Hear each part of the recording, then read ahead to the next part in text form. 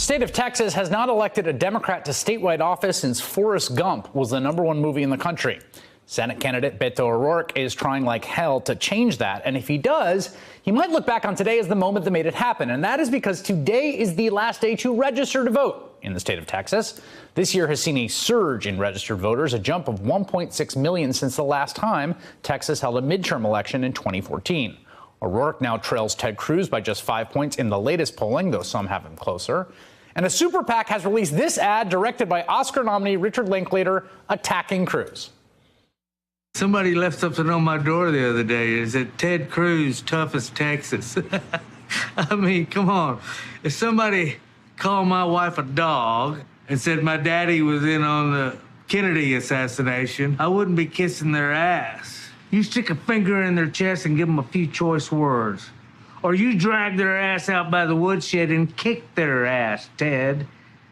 Come on, Ted. Joining me now is Texas Congressman and Democratic Senate candidate Beto O'Rourke. And Congressman, I should be clear that you do not approve that message. That is an independent group spending on your behalf. Yeah, that's not our stuff. I'm not down with super PACs. We're running this one with people. No PACs, no special interests, no outside interests, going to every one of the 254 counties of Texas. Today at Texas Southern University, here in Houston, after that at Rice, yesterday at Lone Star Community College. We are with people, especially people who've been counted out or written off, young people who aren't expected to vote. We're there with them so that their stories become part of why we're campaigning and what we deliver on. And I tell you what, when we win, they're going to be a big part of the reason that we do. They are the leaders of this moment, and they're showing up, and they're registering, as you just said, and they're making a commitment to vote on October 22nd, our first day of early voting in Texas. So you just did this college tour. So part of the problem for Democrats is that Texas, when you look at it from a sort of 30,000-foot view, it seems like the vote should be there to win statewide for a Democrat. But turnout in Texas has been among the worst in the country. This is a Washington Post analysis. If you look at 2006, 2010, and 2014, it's at the very bottom with voter turnout in midterms around 30%. What is your understanding of why that is? So don't take my word for it. The courts 4 times last year found that people have been drawn out of their congressional districts based on their race and ethnicity, drawn out of a reason to vote, drawn out of their democracy. Now, the onus is on us to transcend that, give everyone a reason to vote, hence showing up in every county and showing up within every community within every county. Writing nobody off, taking no one for granted, giving everyone a reason to vote and help to set the expectations to which I'm going to perform in the Senate. And you see that on these college campuses. You see that in the 3rd Ward or Kashmere Garden here in Houston. You see it in every community we go to. Go into the Rio Grande Valley, where you've been, in Edinburgh and Weslaco and San Benito and McAllen, Brownsville, listening to those who've been taken for granted for too long and hence haven't shown up to vote. We're showing up for them right now. And this... Go ahead. Yeah, let me just, because those are places, the places you just mentioned are actually some of the lowest turnout in the state of Texas, which is already a low turnout state, right? Those places you just mentioned, particularly around the border of the Rio Grande Valley. What do you tell them about why it matters for them to vote for you, to send you to Washington and not Ted Cruz, that is tangible to deliver back to them? Couple of things that have come up in these town hall meetings, especially along the border. Ted Cruz has promised to deport every single dreamer.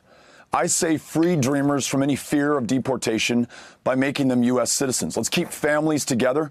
Let's never take another child from another parent at their most desperate and vulnerable moment.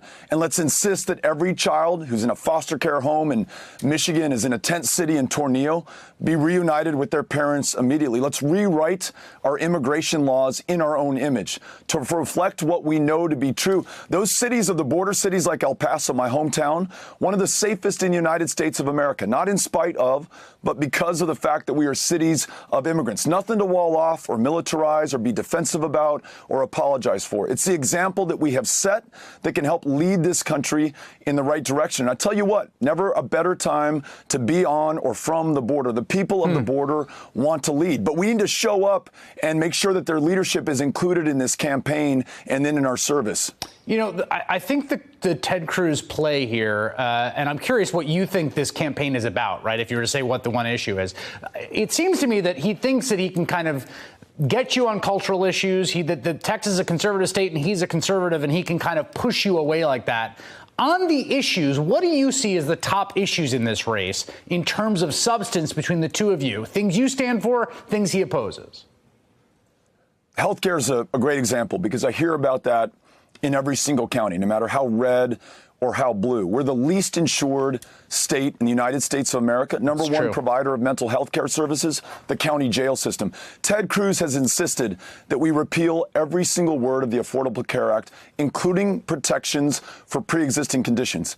I want to expand Medicaid, offer Medicare as a choice on the exchanges, get to universal, guaranteed, high-quality health care for every single man, woman, and child. There could not be a greater difference than that one. On immigration, he wants to deport the Dreamers. I want them here as U.S. citizens. I want to make sure that we have a legal path to citizenship for those who want to come out of the shadows and be with their families. Criminal justice reform, I know that we have a school-to-prison pipeline that begins as early as kindergarten. I want to make sure that we have equity in education, that we end the war on drugs, that we end the prohibition on marijuana, that we expunge the arrest records for those who serve time for possession of a substance that's legal in so much of the rest of this country, so they can get on with their lives, work a job, go to school, better themselves. These are the issues of substance that people are asking me about, wanting us to lead on. Let me get you on the record on Judge Kavanaugh. Would you have voted to confirm him? I would not have. We're 50th in the country, as you said, in voter turnout, by design, on purpose. Some people not intended to vote. We need a Supreme Court justice who believes in voting rights. In a state where you can be fired for being gay, a Supreme Court justice who believes in civil rights. A state that's the epicenter of the maternal mortality crisis. A justice who believes in a woman's right to make her own decision about her own body and have access to the health care that ensures that she can. He fails the bar on each and every single one of those tests. So the next justice to be nominated can only be confirmed if he, or importantly, she, can meet those qualifications. And I'm going to make sure that we hold the president to that bar for each and every single one of those issues. Congressman Beto O'Rourke, whose voice shows you just how hard he's working. Thank you very much for making time. Thank you for having me on.